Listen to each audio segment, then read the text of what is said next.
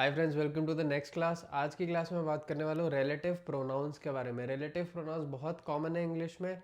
अगर आप इनको आइडेंटिफाई कर लेंगे, इनका यूजेज समझ लेंगे तो आपको काफ़ी इजी हो जाएगा सेंटेंसेस के मतलब समझने में।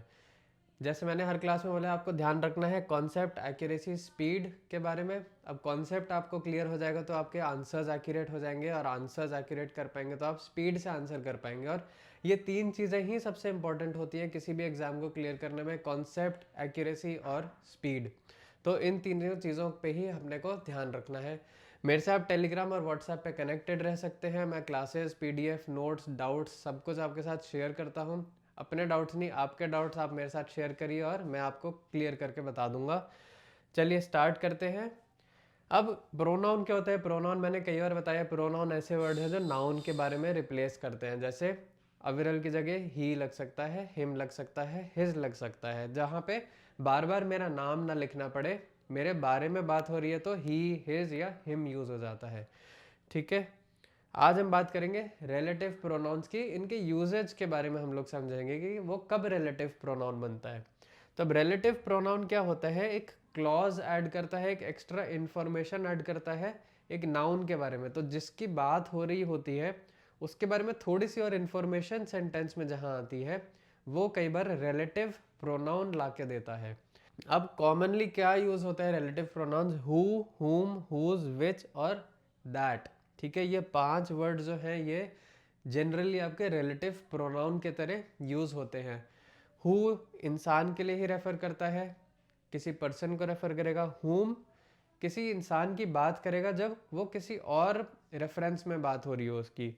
हुज मतलब किसी के पोजेशन की, कि किसी की गाड़ी, किसी का टेबल, किसी का चेयर, तो किसी का कोई सामान है, तब हुज आता है। विच मतलब किसी चीज़ के लिए होता है, और दैट भी किसी चीज़ के लिए होता है, लेकिन किसी को पॉइंट करते हुए कि वो वाली चीज़ स्पेसिफिक चीज़ के लिए होता है। ठीक है, अब रिलेटिव क्लॉज एक ऐसी चीज़ होती है जो कुछ वर्ड्स होते हैं। जैसे मैंने क्लॉज की क्लास में आपको बताया, क्लॉज वो होता है जिसमें सब्जेक्ट और वर्ब दोनों होता है, अपने में वो एक सेंटेंस की तरह काम करता है। लेकिन रिलेटिव क्लॉज क्या होता है? वो ऐसा है जो मेन सेंटेंस के बीच में होता है और नाउन के बारे में थोड़ी सी एक एक्स्ट्रा इंफॉर्मेशन देता है। ठीक है, मॉडिफाई एज अ नाउन। जैसे कि एग्जाम्पल क्या है यहाँ पे? जैसे मैंने क्या बोला कि क्लॉज वो होगा जो एक नाउन के बारे में एक थोड़ी सी एक्स्ट्रा इंफॉर्मेशन देगा। जैसे द बुक, ठीक है, ये हो गया मेरा noun. The book that I am reading, ये मेरा होता है रिलेटिव क्लॉज, क्योंकि ये एक थोड़ी सी एक्स्ट्रा इंफॉर्मेशन दे दी मैंने कि ये किताब जो मैं पढ़ रहा हूँ इज़ वेरी इंटरेस्टिंग। ठीक है, ये आपका है main clause, is very interesting. तो बात क्या हो रही है? जो किताब बहुत इंटरेस्टिंग है, ये किताब बहुत इंटरेस्टिंग है, लेकिन थोड़ी सी एडिशनल मैंने इन्फॉर्मेशन दी कि जो कि मैं पढ़ रहा हूँ वो इंटरेस्टिंग है। तो क्योंकि ये एक एक्स्ट्रा इन्फॉर्मेशन है तो ये रिलेटिव क्लॉज है। और दैट जो है वो आपका रिलेटिव प्रोनाउन के तरह यूज होता है। ठीक है, पिछली स्लाइड में मैंने दिखाया था दैट भी एक ऑप्शन होता है। जब आप किसी चीज़ को रेफर करते हैं, किसी पर्टिकुलर चीज़ को रेफर करते हैं, वहाँ पे दैट आता है। यहाँ दैट क्या है? क्योंकि एक उस बुक की बात हो रही है जो मैं पढ़ रहा हूँ। तो the book that I am reading is very interesting. चलिए अब और एग्जाम्पल देख लेते हैं। हु और हुम ये कैसे कैसे यूज़ होते हैं। हु मैंने बताया था किसी जब इंसान की बात कर रहे हैं तब। हुम मतलब किसी इंसान की बात कर रहे हैं लेकिन कुछ काम हो रहा है उसके ऊपर अलग से, तब हुम लगता है। एग्जाम्पल देके बताता हूँ मैं। Who is use as the subject of the relative clause. Subject से अगर आप कंफ्यूज हो रहे हैं तो मैं एग्जाम्पल से समझा देता हूँ। वैसे द मैन ये मेरा नाउन है। ठीक है, who is standing, who is standing there is my teacher. अब अगर आप इसके बिना देख ले, अगर आप इसके बिना देखें सेंटेंस को, तो क्या है? The man is my teacher. तो ये आदमी मेरा टीचर है, इसका पूरा अपने में मतलब निकल रहा है। लेकिन एक मैंने छोटी सी एक्स्ट्रा इन्फॉर्मेशन दे दी कि हु इज स्टैंडिंग देयर, ये आदमी जो वहाँ खड़ा है वो मेरा टीचर है। हिंदी में भी जैसे हम बोलते हैं ना, ये इंसान जो वहाँ खड़ा है वो मेरा टीचर है। और आप नॉर्मल भी बोल सकते हैं कि वो इंसान मेरा टीचर है, वो भी ठीक है। लेकिन एक्स्ट्रा इन्फॉर्मेशन होती है जहाँ पे इंग्लिश में उसको रिलेटिव क्लॉज बोलते हैं। अब यहाँ पे हु क्यों है? हु मैंने बताया किसी भी इंसान के लिए लिखा जाता है। जब किसी इंसान की बात कर रहे हैं, the man who is standing there, वो आदमी जो वहाँ खड़ा है। हिंदी में जब हम बोलते हैं ना जो, तो जो है वो इंग्लिश में हु हो जाता है। The man who is standing there is my teacher. Whom क्या है, हुम भी इंसानों के लिए ही होता है, लेकिन यूजेज अलग है। वर्ब का ऑब्जेक्ट बनता है जब कोई एक्टिविटी होती हो रही है उस इंसान के ऊपर, तब आप उसकी बात करते हैं, तब हुम लगता है। Example the women. अब ये हो गया मेरा नाउन, ठीक है। whom I met yesterday is a doctor। अब आपको थोड़ा सा ध्यान लगा के समझना है। अगर मैं इस पार्ट को ना भी लिखता इस सेंटेंस में, क्योंकि ये मेरा रिलेटिव क्लॉज है, ये मेन सेंटेंस में का पार्ट वैसे नहीं है। The women is a doctor, ये भी पूरा एक सही सेंटेंस है। अगर मैं बोलूँ कि ये जो लेडी है और ये जो औरत है ये एक डॉक्टर है, अपने में बिल्कुल कंप्लीट सेंटेंस है, लेकिन मैं थोड़ी सी उसमें extra information the. The women whom I met yesterday, ये औरत जिसको मैं कल मिला था वो डॉक्टर है, ठीक है। तो हिंदी में भी मैंने एक एक्स्ट्रा इन्फॉर्मेशन डाल दी उसमें। अब यहाँ पे whom क्यों आया, who क्यों नहीं आया, क्योंकि met एक वर्ब आ गया है। तो जब आपका वर्ब आ जाता है तो वहाँ पे आपको whom लिखना होता है, ये चीज़ आपको याद रखनी पड़ेगी, ठीक है। दूसरा एग्जाम्पल है द मैन, ये मेरा नाउन है। With whom I was talking is a friend of mine। अब आप इसको काट के भी देख सकते हैं, the man is a friend of mine, ये अपने में एक मतलब बना रहा है, ठीक है। ये आदमी एक मेरा एक दोस्त है, ठीक है। लेकिन मैंने थोड़ी सी उसमें एक extra information the, with whom I was talking, जिससे मैं बात कर रहा हूँ, ठीक है। ये आदमी जिससे मैं बात कर रहा हूँ मेरा दोस्त है। तो अब यहाँ पे अगेन whom क्यों आया, who क्यों नहीं आया, क्योंकि यहाँ पे एक वर्ब आ गया है कि मैं उस जिससे बात कर रहा हूँ। तो वर्ब का ऑब्जेक्ट है ये इंसान, इसलिए यहाँ पे whom आ रहा है, who नहीं आ रहा है, ठीक है। अब दो सेंटेंसेस में तो आपको ऐसा नहीं है कि बिल्कुल सब कुछ क्लियर हो जाएगा। इस चीज़ को हम बार बार जितने बार पढ़ते रहेंगे, वहाँ से आपको who और whom के डिफरेंसेस समझ आने लगेंगे। चलिए नेक्स्ट है हमारा आता है which और that। which जनरली रेफर करता है चीज़ों को, और कोई इम्पॉर्टेंट इन्फॉर्मेशन, कोई बहुत सेंटेंस है, बहुत रिलेटेड इन्फॉर्मेशन ऐसी नहीं होती है। आप उस पार्ट को हटा भी देंगे तो सेंटेंस का मतलब बना रहेगा। जैसे कि the car which is red is parked outside.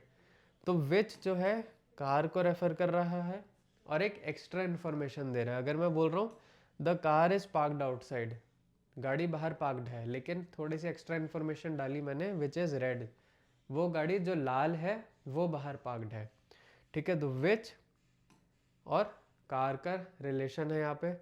That क्या है, लोगों, दैट जो है लोगों को भी रेफर कर सकता है, चीज़ों को और एनिमल्स को, लेकिन विच जो है जनरली चीज़ों को ही रेफर करता है, लोगों के लिए विच नहीं लगाया जाता है, ये डिफरेंस है। और ये क्या है, इंपॉर्टेंट इन्फॉर्मेशन अगर आप ऐड करते हैं वहाँ पे आपको दैट लगाना होता है। जैसे कि the book that I am reading is very interesting, जैसे मैंने पहले भी बताया, वो किताब जो मैं अभी पढ़ रहा हूँ वो इंटरेस्टिंग है। तो ये अगर इंफॉर्मेशन इम्पॉर्टेंट है तो यहाँ पे दैट आ जाएगा, ठीक है। अगर ये इतनी इन्फॉर्मेशन नहीं है पार्क से रिलेटेड, भाई गाड़ी पार्क्ड है, अब वो लाल हो, सफ़ेद हो, पीली हो, उससे इतना फ़र्क नहीं पड़ जाएगा इस बात पे, है ना। लेकिन जो बुक, अब ये बुक इंटरेस्टिंग है, बट कौन सी बुक इंटरेस्टिंग है, जो मैं अभी पढ़ रहा हूँ वो। नेक्स्ट आता है हुज। हुज मैंने बताया जब आपको किसी के पोजेशन की बात करनी है कि ये किसी का सामान है, किसी की चीज़ है। एग्जाम्पल द मैन, ये नाउन है, whose car is parked outside is my neighbour. अब देखिए तीन हिस्सों में ना आप सेंटेंस को तोड़ तोड़ के पढ़िएगा। जब भी आप इंग्लिश में पढ़े ना, ट्राई करिए आप उस सेंटेंस को तोड़ पाए अलग पार्ट्स में। नाउन अलग कर दीजिए, उसका क्लॉज एक अलग कर दीजिए और मेन क्लॉज उसका एक अलग कर दीजिए। जितनी जल्दी आप सेंटेंस को तोड़ पाएंगे ना उसके छोटे छोटे पार्ट्स में, आपको बहुत जल्दी समझ आने लगेगा कि उस सेंटेंस का मतलब क्या है, सब्जेक्ट क्या है, वर्ब क्या है, ऑब्जेक्ट क्या है, ठीक है। उसके बाद तो आपको रूल्स अप्लाई करने हैं, उसके बाद कोई बहुत बड़े चैलेंज नहीं है। मेन चैलेंज होता है सेंटेंस को तोड़ना अपने पार्ट्स में। The man whose car is parked, अब ये बात हो रही है वो आदमी जिसकी गाड़ी बाहर पार्क्ड है वो मेरा पड़ोसी है। अब जिसकी गाड़ी, अब वो गाड़ी किसी की है, उस इंसान की है, इसलिए यहाँ पे हुज लगा है, क्योंकि गाड़ी बताई जा रही है कि ये उसी इंसान की गाड़ी है। तो whose car is parked outside. ठीक है। नेक्स्ट है द डॉग, ये हमारा सब्जेक्ट है, नाउन है। Whose tail is wagging is friendly. ठीक है, इसको फिर मैंने तोड़ा सेंटेंस को। वो कुत्ता बहुत फ्रेंडली है, मैं नॉर्मल भी वैसे भी बोल सकता हूँ, द डॉग इज़ फ्रेंडली, मतलब कुत्ता फ्रेंडली है। लेकिन मैंने उसमें एक एक्स्ट्रा इन्फॉर्मेशन दी, हुज टेल इज़ वैगिंग, जो अपनी पूंछ हिला रहा है वो फ्रेंडली है। अब क्या है, हुज क्यों आ रहा है, क्योंकि जो मैंने बोला टेल, तो टेल क्या है, इस डॉग की है, तो इसलिए यहाँ पे हुज आता है। हु, विच, दैट, हुम, ये सब नहीं आ सकता है। ठीक है, क्योंकि इसके बाद कोई चीज़ है जो भी उस इंसान या उस नाउन की ही चीज़ है, उसकी बात हो रही है, इसलिए वहाँ पे हुज लग रहा है यहाँ पे। नेक्स्ट आ रहा है, अब आपके लिए कुछ प्रैक्टिस के क्वेश्चंस हैं, मैं आपको पॉइंट आउट कर देता हूँ कि आइडेंटिफाई करना है relative pronoun, the man, the women, who lives next door. अब आपको ये बता करना है कि ये हु क्यों लगा है यहाँ पे, मैंने आपको इतना भी बता दिया कि यही रिलेटिव प्रोनाउन है, लेकिन अब आपको पीछे रूल्स जाके देखने हैं और ये पता करना है कि ये क्यों है रिलेटिव प्रोनाउन, और दैट क्यों लगा है, यू, हु क्यों लगा है, ये आप देख के बताइए। The car which is parked outside is mine. अब देखिए तीनों में तो मैंने बता दिया, लास्ट वाला मैं छोड़ता हूँ आपके लिए, आप मेरे को बताइए कि इसमें रिलेटिव क्लॉज कौन सा है और रिलेटिव प्रोनाउन कौन सा है और क्यों यूज़ किया गया है वो रिलेटिव। ये तीन चीज़ें आपको पता होनी चाहिए। ठीक है, पहली चीज़ है रिलेटिव क्लॉज कौन सा है, ठीक है, ये बताना है। दूसरी चीज़ आपको बतानी है रिलेटिव प्रोनाउन कौन सा है, और थर्ड आपको बताना है कि why we use this relative pronoun, जो रिलेटिव प्रोनाउन यूज किया गया वो क्यों यूज किया गया, उसकी जगह कोई और सा रिलेटिव प्रोनाउन क्यों नहीं यूज किया जा सकता था। ठीक है, तो आपको ये चार चीज़ें, ये तीन चीज़ें इन सब सेंटेंसेस में अपने को क्लियर करनी है, फॉर्म करना है। दो सेंटेंसेस मैंने आपको दिए हैं, इन दो सेंटेंसेस को आपको जोड़ना है रिलेटिव प्रोनाउन लगा के। The man is my teacher, he is standing there. अब देखिए सेम ही इंसान की बात हो रही है, अब आप कौन सा रिलेटिव प्रोनाउन लगाएंगे और कैसे सेंटेंस को जोड़ेंगे, ये आप प्रैक्टिस करिए और मेरे को कमेंट्स में या व्हाट्सएप पे आप आके बताइए कि इस वीडियो में इन सेंटेंसेस का ये आंसर होने वाला है। चलिए क्लास अपनी ख़त्म होती है, मिलते हैं अब हम नेक्स्ट क्लास में।